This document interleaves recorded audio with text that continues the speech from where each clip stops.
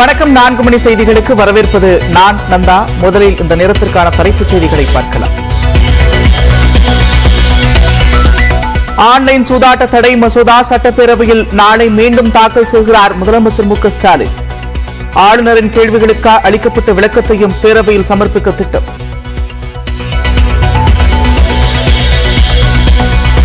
இந்தியாவில் மெல்ல மெல்ல அதிகரித்து வரும் கொரோனா தொற்று. பிரதமர் மோடி தலைமையில் இன்று மாலை அவசர ஆலோசனை.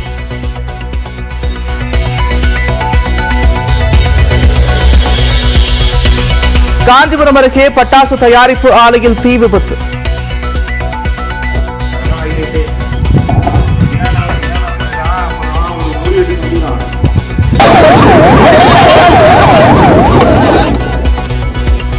பலி எண்ணிக்கை 9 அதிகரிப்பு.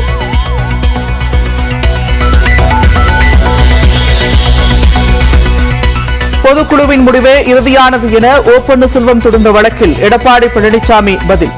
பொதுக்குழு முடிவுகளுக்கு கட்டுப்பட்டவர்களே கட்சியில் நீடிக்க முடியும் என்றும் வாதம்.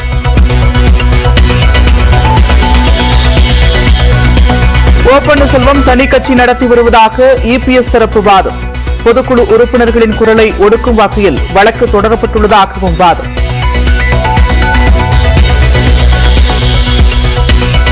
நிபந்தனைகளை நீக்கினால் பொதுச் செயலாளர் தேர்தலில் போட்டியிட தயார் என ஓபிஎஸ் தரப்பு உயர்நீதிமன்றத்தில் வாதம். அதிமுக உறுப்பினர் பட்டியலை வெளியிட்டு தேர்தலை நடத்தினால் வழக்கை திரும்பப் பெறவும் சம்மதம்.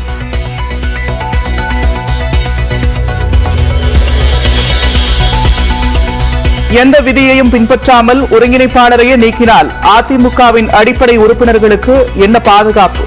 பெரும்பான்மை இருக்கிறது என்பதற்காக நினைத்ததையெல்லாம் செய்துவிட முடியாது என்றும் ஓபிஎஸ் தரப்பு வாதம்.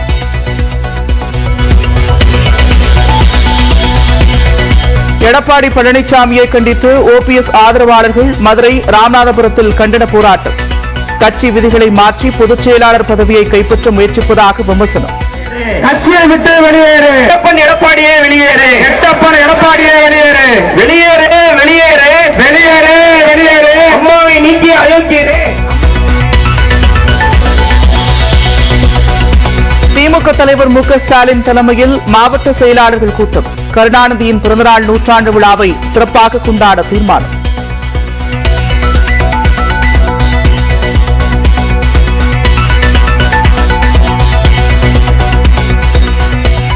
திமுகவிற்கு அவப்பெயர் ஏற்படாத வகையில் நிர்வாகிகள் தொண்டர்களை வழிநடத்த வேண்டும். மாவட்ட செயலாளர்கள் கூட்டத்தில் மு.க.ஸ்டாலின் அறிவுறுத்தல்.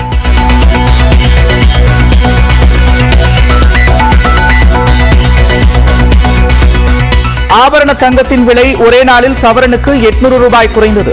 சென்னையில் ஒரு சவரன் 43,760 ரூபாய்க்கு விற்பனை.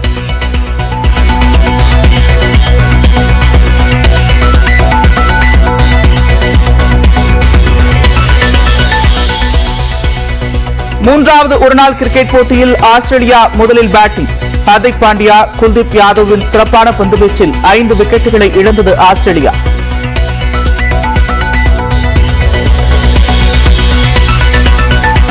சேப்பாக்கம் மைதானத்திற்கு வெளியே பிளாக்கில் டிக்கெட் விற்பனை. 13 நபர்களை கைது செய்து திருவல்லிக்கேணி போலீசார் விசாரணை.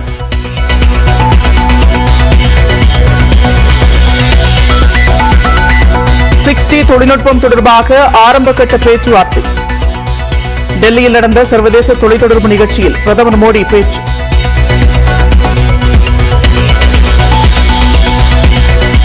கொரோனா தொற்றிலிருந்து மீண்டார் EVKS இளங்கோவன். நலமுடன் இருப்பதாக வீடியோ வெளியிட்டார்.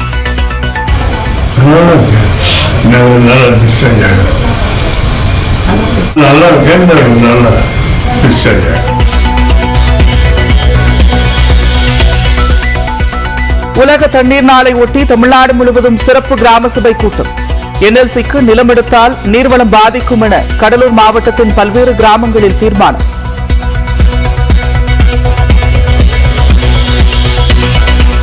பரந்தூர் விமான நிலையத்திற்கு எதிராக 5வது முறையாக கிராம சபை கூட்டத்தில் தீர்மானம். காஞ்சிபுரம் மாவட்டம் ஏகனாபுரம் உட்பட 13 கிராமங்களைச் சேர்ந்த மக்கள் எதிர்ப்பு.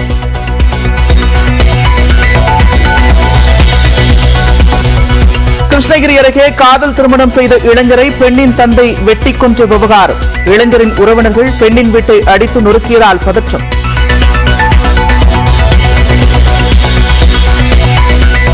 தமிழ்நாடு புதுச்சேரியில் அடுத்த 5 நாட்களுக்கு மழை நீடிக்கும். சென்னை வானிலை ஆய்வு மையம் தகவல். வட இந்தியாவில் சைத்ர நவராத்திரி விழா உற்சாக கொண்டாட்டம்.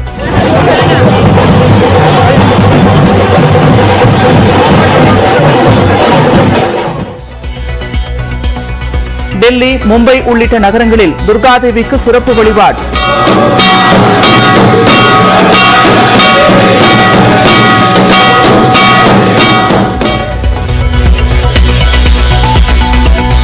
சக்தி வாய்ந்த நிலநடுக்கத்தால் பாதிக்கப்பட்ட ஆப்கானிஸ்தானில் 3 உயிரிழப்பு. அண்டை நாடான பாகிஸ்தானில் சிறுமி உட்பட 11 பேர் பலியான சோகம்.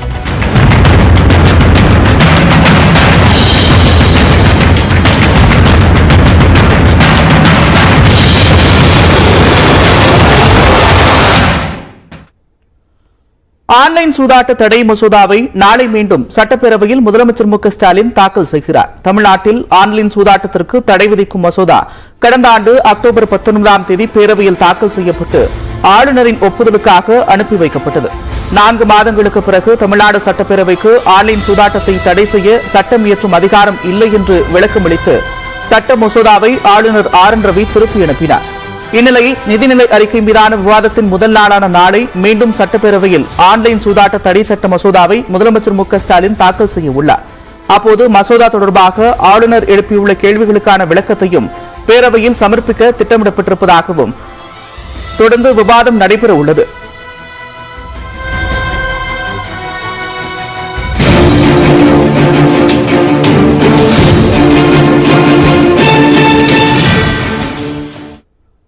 மருத்துவமனையில் அனுமதிக்கப்பட்டுள்ள ஈ.வி.கே.எஸ். இளங்கோவன் தான் நலமுடன் இருப்பதாக கூறி வீடியோ வெளியிட்டிருக்கிறார். ஈரோடு கிழக்கு சட்டமன்ற தொகுதி இடைத்தேர்தலில் வெற்றி பெற்ற ஈ.வி.கே.எஸ். இளங்கோவன் கடந்த 15ஆம் தேதி நெஞ்சுவலி காரணமாக சென்னை அடுத்த போரூரில் உள்ள தனியார் மருத்துவமனையில் அனுமதிக்கப்பட்டார். தொடர்ந்து அவருக்கு கொரோனா தொற்று இருப்பது உறுதி செய்யப்பட்டது. இதய ரத்த நாளங்கள் சுருங்கிவிட்டதாகவும் மருத்துவமனை சார்பில் தெரிவிக்கப்பட்டது. இதனையடுத்து தீவிர சிகிச்சை பிரிவில் வைத்து மருத்துவர்கள் அவருக்கு சிகிச்சை அளித்து வந்தனர். தொடர்ந்து ஈ.வி.கே.எஸ். இளங்கோவன் கொரோனா தொற்றிலிருந்து குணமடைந்திருப்பதாக மருத்துவமனை நிர்வாகம் அறிக்கை வெளியிட்டது. மேலும் இதய பிரச்சனையிலிருந்து அவர் மீண்டு வருவதாக தெரிவிக்கப்பட்டது. இதனையடுத்து தான் நலமுடன் இருப்பதாகவும் விரைவில் குணமடைந்து வீடு திரும்புவேன் என கூறி இளங்கோவன் வீடியோ வெளியிட்டிருக்கிறார்.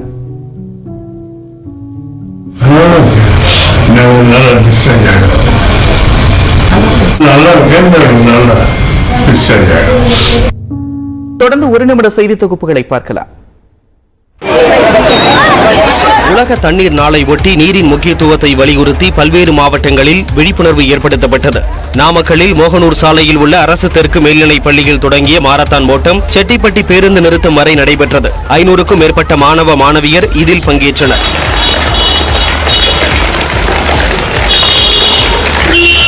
கள்ளக்குறிச்சி மாவட்டம் மணலூர்பேட்டையைச் சேர்ந்த ஓவிய ஆசிரியர் செல்வம் போட் ஷீட்டில் தண்ணீரை மட்டும் கொண்டு திருவள்ளுவர் படம் வரைந்து அசத்தியுள்ளார். முன்னதாக கொரட்டூர் ஏரி பாதுகாப்பு மக்கள் இயக்கம் சார்பில் கொரட்டூர் ஏரிக்கரையில் தொடங்கிய மாரத்தான் ஓட்டத்தில் சுமார் 300 பேர் கலந்து கொண்டனர். நீரின் முக்கியத்துவத்தை வலியுறுத்தி 3 கிலோமீட்டர் தூரம் ஓடியும் நடந்தும் விழிப்புணர்வு ஏற்படுத்தினர். டெல்லி அரசின் நிதிநிலை அறிக்கையை நிதியமைச்சர் கைலாஷ் கெலாட் தாக்கல் செய்தார். டெல்லிக்கான நலத்திட்டங்களுக்கு போதிய நிதி அளிக்கப்படவில்லை என்றும் 75 ஆண்டுகள் வரலாற்றில் இத்தகைய நிகழ்வு நடந்ததில்லை என்றும் டெல்லி முதலமைச்சர் அரவிந்த் கெஜ்ரிவால் அண்மையில் பிரதமர் மோடிக்கு கடிதம் ஒன்றை எழுதியிருந்தார். இந்த நிலையில் டெல்லி பட்ஜெட்டுக்கு தேவையான நிதியை மத்திய அரசு விடுவித்து உத்தரவிட்டது. இந்த நிலையில் டெல்லி சட்டப்பேரவையில் பட்ஜெட்டை நிதியமைச்சர் கைலாஷ் முதன்முறையாக தாக்கல் செய்தார். लाखों करोड़ों बच्चों की शिक्षा के लिए अच्छा काम किया, उनकी नहीं उनके परिवार की, पूरे दिल्ली वासियों की, पूरे देशवासियों की, पूरी दुनिया में जितने बच्चे हैं. அப்போது பேசிய நிதியமைச்சர் இந்த நிதிநிலை அறிக்கையை மணிஷ் சிசோடியா தாக்கல் செய்திருந்தால் மகிழ்ந்திருப்பேன் என்றார். 2015 முதல் 2023 காலகட்டத்தில் மெட்ரோ கட்டமைப்பு இரட்டிப்பாகியுள்ளது என்றும் G20 மாநாடுக்காகவும் டெல்லி பட்ஜெட் ஒதுக்கப்பட்டுள்ளதாகவும் கெலாட் கூறினார். டெல்லியில் ஓடும் பேருந்துகளின் எண்ணிக்கை 7379 உயர்ந்துள்ளது எனவும் டெல்லி நிதியமைச்சர் தெரிவித்துள்ளார். இந்தியாவில் வடமாநிலங்களில் சைத்ர நவராத்திரியின் முதல் நாளை ஒட்டி பக்தர்கள் கோவிலில் வழிபாடு நடத்தினர். வசந்த நவராத்திரி என்ற பெயரில் வழிபாடுகள் வரும் 30ஆம் தேதி வரை நடக்க இருக்கின்றன. பல மாநிலங்களில் துர்காதேவிக்கு சிறப்பு பூஜைகள் நடைபெறுகின்றன. டெல்லி ஜந்தேவாலான் கோவிலில் துர்காதேவியை பக்தர்கள் வணங்கினர்.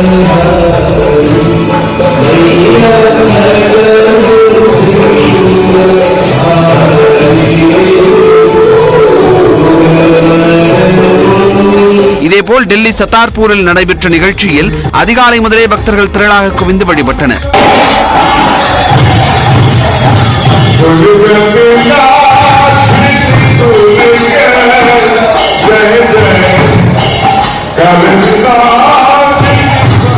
மும்பையில் உள்ள மும்பாதேவி கோவிலில் சிறப்பு ஆரத்தி நடைபெற்றது.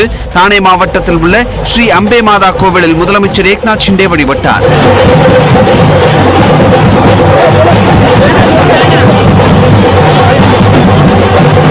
அசாம் மாநிலம் கவுஹாத்தியில் உள்ள காமக்யா கோவிலிலும் சிறப்பு வழிபாடு நடைபெற்றது. இதில் திரளான பக்தர்கள் பங்கேற்று வழிபட்டனர். காஞ்சிபுரத்தில் பட்டாசு ஆலையில் ஏற்பட்ட விபத்தில் பலி எண்ணிக்கை 6ஆக அதிகரித்திருக்கிறது. இது தொடர்பான கூடுதல் விவரங்களோடு இணைக்கிறார் செய்தியாளர் சந்திரசேகர். விவரங்கள். நிச்சயமாக காஞ்சிபுரம் அடுத்த புதுமலை அருகே வளத்தோட்டம் பகுதியில் அனுமதியோடு இயங்கியிருந்த நாட்டு வெடிகுண்டு மற்றும் இந்த வான வேடிக்கை தயாரிக்கக்கூடிய அந்த பட்டாசு குழு ஒன்று இயங்கி வருகிறது.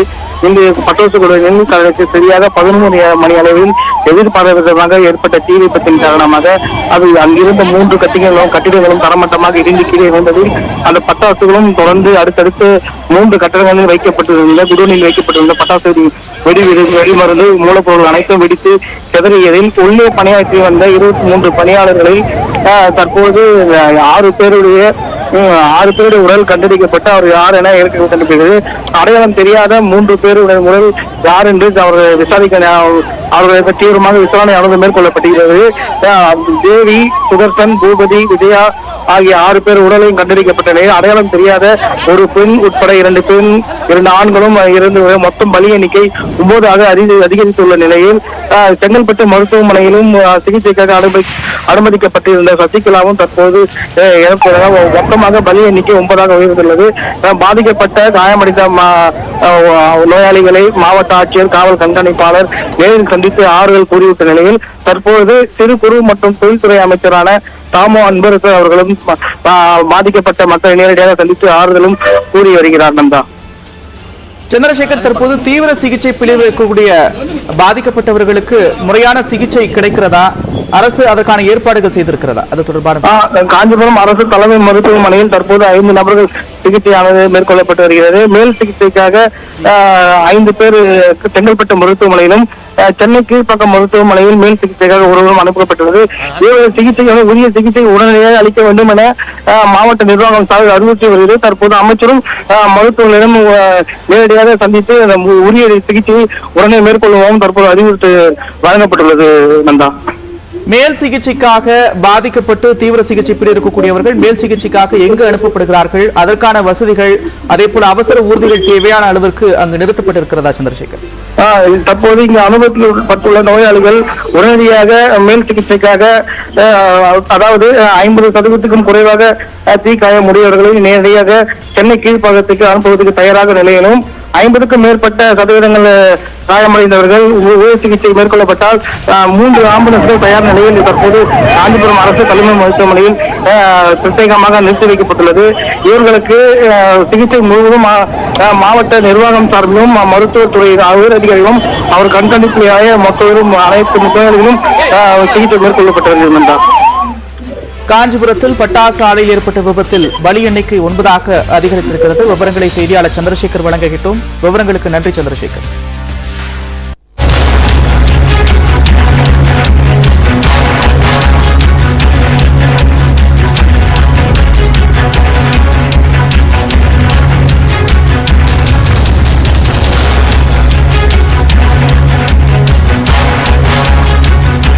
சென்னை உயர்நீதிமன்றத்தில் அதிமுக தரப்பு வாதம் என்பது தொடங்கியிருக்கிறது. அண்மை செய்தியாக பார்த்து வருகிறோம். ஓ பன்னீர்செல்வம், எடப்பாடி பழனிசாமி தரப்பு வாதங்கள் நிறைவு பெற்ற நிலையில் தற்போது அதிமுக தரப்பு வாதம் தொடங்கியிருக்கிறது. இது தொடர்பான கூடுதல் விவரங்களோடு செய்தியாளர் அபினேஷ் இணைப்பில் இருக்கிறார். அபினேஷ், விவரங்கள்.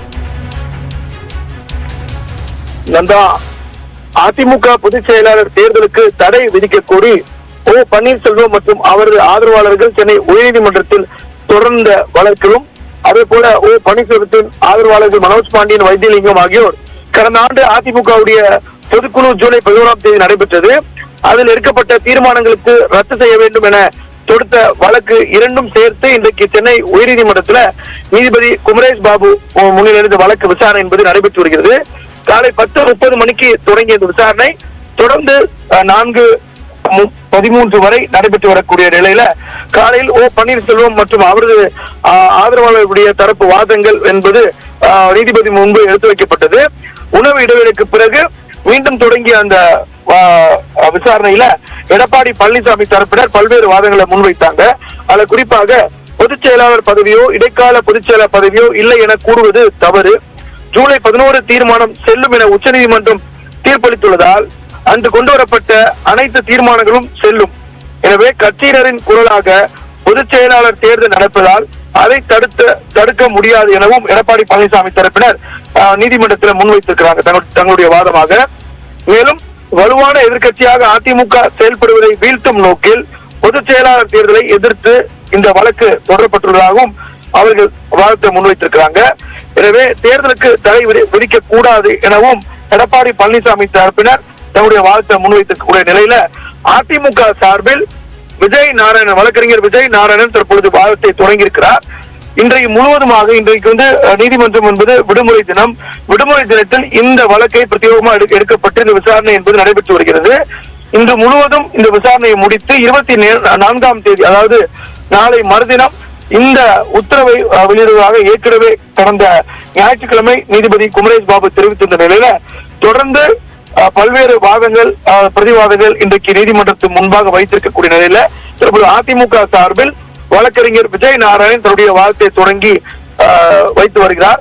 காலையில் ஓ பன்னீர்செல்வம் சார்பில் வழக்கறிஞர், பிறகு மனோஜ் பாண்டியனுடைய வழக்கறிஞர், அதற்கு பிறகு எடப்பாடி பழனிசாமி தரப்பினர், தற்போது அதிமுக சார்பில் விஜய் நாராயணன் ஆகியோர் இந்த வாதத்தை முன்வைத்து வரக்கூடிய நிலையில தொடர்ந்து சுமார் 7 மணி நேரத்துக்கு மேலாக இந்த வழக்கின் விசாரணை என்பது நடைபெற்று வருகிறது. நந்தா. அபினேஷ், ஓபிஎஸ் மற்றும் இபிஎஸ் அவர்கள் தரப்பில் வைக்கப்பட்ட வாதத்தின் முக்கிய சாராம்சத்தை ஒருமுறை குறிப்பிட முடியுமா?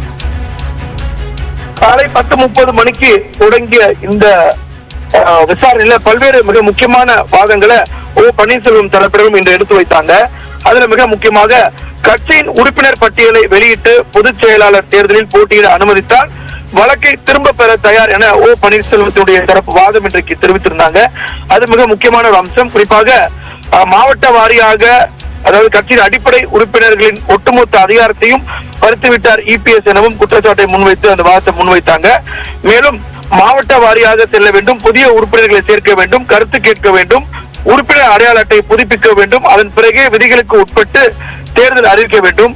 ஆனால் பதில் மனு தாக்கல் செய்ய கால அவகாசம் கேட்டு அவசர கதியில் இந்த தேர்தல் அறிவிக்கப்பட்டிருப்பது என்பது விதிகளுக்கு எதிரானதாக ஓ பன்னீர்செல்வம் தரப்பு வாதத்தை முன்வைத்தாங்க. நன்றி அபினேஷ், விரிவான விவரங்களுக்கு. சென்னையில் நடைபெற்று வரும் ஆஸ்திரேலிய அணிக்கு எதிரான 3வது ஒருநாள் போட்டியில் ஹர்திக் பாண்டியா அடுத்தடுத்து 3 விக்கெட்டுகளை வீழ்த்தி அசத்தியிருக்கிறார். இந்தியா ஆஸ்திரேலிய அணிகளுக்கு இடையிலான 3வது மற்றும் கடைசி ஒருநாள் போட்டி சென்னை சேப்பாக்கம் மைதானத்தில் தொடங்கியது. டாஸ் வென்ற ஆஸ்திரேலிய அணியின் கேப்டன் ஸ்டீவ் ஸ்மித் முதலில் பேட்டிங்கை தேர்வு செய்தார். இதனைத் தொடர்ந்து தொடக்க ஆட்டக்காரர்களாக களமிறங்கிய டிராவிஸ் ஹெட், மிச்சல் மார்ஷ் இணை ஆஸ்திரேலிய அணிக்கு சிறப்பான தொடக்கம் தந்தது. அதிரடியாக விளையாடிய டிராவிஸ் ஹெட் 33 ரன்களை எடுத்த நிலையில் ஹர்திக் பாண்டியாவின் பந்துவீச்சில் ஆட்டமிழந்தார். இதனைத் தொடர்ந்து களமிறங்கிய ஸ்டீவ் ஸ்மித் டக் அவுட் ஆக்கி பெவிலியன் திரும்பிய நிலையில் நிலைத்து நின்று விளையாடிய மிச்சல் மார்ஷின் விக்கெட்டையும் ஹர்திக் பாண்டியா வீழ்த்தினார். ஆஸ்திரேலிய அணி 34 ஓவர்கள் முடிவில் 5 விக்கெட் இழப்பிற்கு 171 ரன்கள் எடுத்து விளையாடி வருகிறது. சென்னையில் 3 ஆண்டுகளுக்கு பிறகு ஒருநாள் கிரிக்கெட் போட்டி நடைபெறுவதால் சேப்பாக்கம் மைதானம் விழாக்குளம் கொண்டிருக்கிறது. 37,000 இருக்கை வசதி கொண்ட எம் ஏ சிதம்பரம் மைதானத்தில் ஒரு வாரத்திற்கு முன்பே அனைத்து டிக்கெட்டுகளும் விற்றுத்திருந்தன. இந்த நிலையில் போட்டி தொடங்குவதற்கு பல மணி நேரங்கள் முன்பாகவே மைதானத்தின் முன்பு குவிந்த ரசிகர்கள் உற்சாக கொண்டாட்டத்தில் ஈடுபட்டனர்.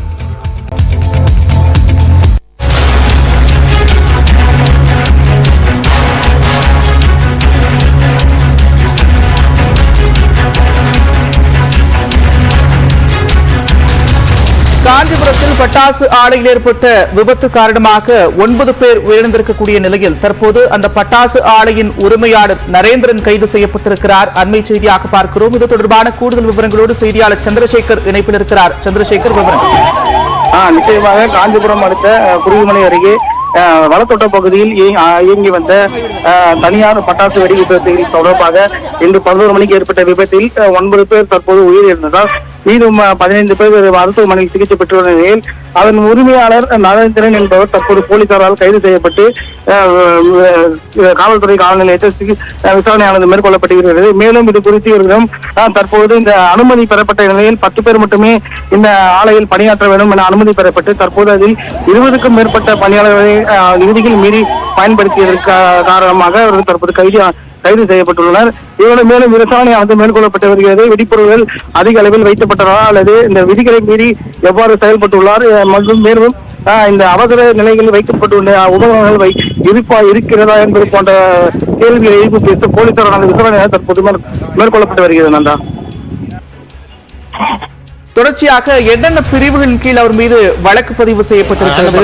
வேறு யாரேனும் இந்த வழக்கில் சேர்க்கப்பட்டிருக்கிறார்களா? சந்திரசேகர், நந்தா, பட்டாசின் உரிமையாளரின் அக்கா மகள் சுதேசன் என்பவரும் அந்த விபத்தின் போது சிக்கி உயிரிழந்துள்ளார். இந்நிலையில் இந்த பட்டாசு உரிமையாளர் இவர் விதிகள் மீறி 3 பிரிவின் கீழ் தற்போது வழக்கு பதியப்பட்டுள்ளது. மேலும் விசாரணை தொடரும் போது மேலும் கூடுதலான அந்த விதிமீறல் தொடர்பாக வழக்குகள் பதியப்படும் எனவும் தற்போது இவருடன் தீவிர விசாரணை தற்போது மேற்கொள்ளப்பட்டிருக்கிறது. தொடர்ந்து தீவிர சிகிச்சை பிரிவில் இருக்கக்கூடிய பாதிக்கப்பட்டவர்களுக்கு அங்கு உரிய சிகிச்சை கிடைப்பதை அரசு அதிகாரிகள் உறுதி செய்திருக்கிறார்களா? மாவட்ட நிர்வாகம் மேல் சிகிச்சைக்கு என்ன மாதிரியான நடவடிக்கைகளை மேற்கொண்டிருக்கிறது? சந்திரசேகர், தற்போது இங்கிருந்து 5 நபர்கள் செங்கல்பட்டு அரசு மருத்துவமனையில் கொண்டு செல்லப்பட்டு வருகிறது. மேலும் சென்னை கீழ்ப்பாக்கத்திலும் 2 நோயாளிகள் அனுமதிக்கப்பட்டு தீவிர சிகிச்சையில் அனுமதிக்கப்பட்டுள்ளனர். காஞ்சிபுரம் தலைமை மருத்துவமனையில் அனுமதிக்கப்பட்டுள்ள 5க்கும் மேற்பட்ட நோயாளிகள் சிகிச்சை உறுதி செய்யப்பட்டு அவர்களுக்கு சிகிச்சை முழு நேரமாக 24 மணி நேரமும் சிகிச்சை அளிக்கப்பட்டு வருகிறது. இந்நிலையில் இவர்களுக்கு தற்போது உடனடி மேல் சிகிச்சைக்காக அனுப்புவதற்கு 3 ஆம்புலன்ஸ் தயார் நிலையில் காஞ்சிபுரம் அரசு மொழி பிரத்யேகமாக அமைக்கப்பட்டு இவர்களுக்கு மட்டும் தனியாக ஒரு 3 ஆம்புலன்ஸ் நிறுத்தப்பட்டு அவர்களுக்கு மேல் சிகிச்சை கொண்டு செல்ல தயாராக நிலையில் இருக்கிறார்கள். தான் பாதிக்கப்பட்ட நபர்களை பார்வையிட்ட அமைச்சர் என்ன மாதிரியான தகவல்களை தெரிவித்திருக்கிறார்? மக்கள் என்ன கோரிக்கைகளை வைத்திருக்கிறார்கள்? சந்திரசேகர், காஞ்சிபுரம் மாவட்டத்தில் மொத்தம் 4 பட்டாசு தொழிற்சாலைகள் இயங்கி வருகிறது. அதில் முழுவதும் மாவட்ட நிர்வாகம் சார்பில் அவர்களை கண்காணிக்க உத்தரவிட்டுள்ளனர்.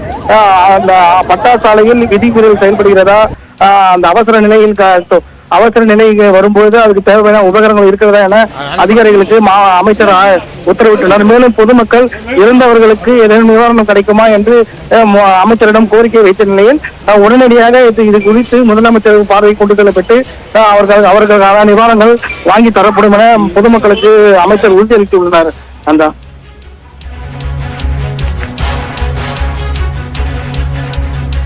காஞ்சிபுரத்தில் பட்டாசு ஆலையில் ஏற்பட்ட விபத்து காரணமாக பலி எண்ணிக்கை 9ஆக அதிகரித்திருக்கிறது.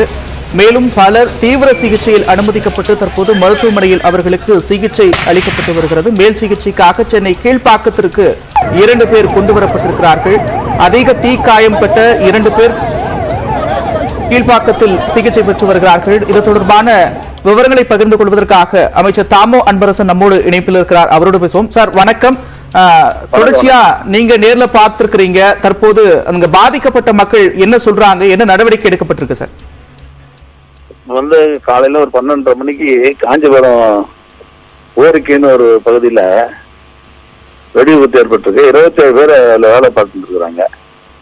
27 பேர்ல ஸ்பாட்ல 8 பேர் அந்த வெடி விபத்துல இறந்துட்டாங்க. மீதி 8 பேர் அதுல 5 பேர் ஆண்கள், பெண்கள், 3 பேர் பெண்கள், 7 பேர் செங்கல்பட்டு ஹாஸ்பிட்டலையும் ஒருத்தர் கேஎம்சி சென்னை சிகிச்சைக்காக அனுப்பிச்சிட்டோம். காஞ்சிபுரத்துல 11 பேர் இருக்கிறாங்க. இப்ப சிகிச்சை கொடுத்துட்டு இருக்கிறோம், நல்லா பார்த்துட்டு இருக்கிறோம். செங்கல்பட்டுக்கு அனுப்ப சொல்லியிருக்கோம். நிச்சயமா காஞ்சிபுரம் மாவட்ட மருத்துவமனையில பாதிக்கப்பட்டிருக்கக்கூடிய எல்லோருக்கும் சிகிச்சை அளிக்கக்கூடிய வசதிகள் இருக்கிறதா? மேல் சிகிச்சைக்காக அவங்க எங்க கொண்டு செல்லப்படுறாங்க? சார், அதான் ரொம்ப சீரியஸா இருந்தா ஒரு கேம்ஸ்க்கு அனுப்பிச்சோம். இப்ப 2 பேரை நாங்க செங்கல்பட்டுக்கு அனுப்ப போறோம்.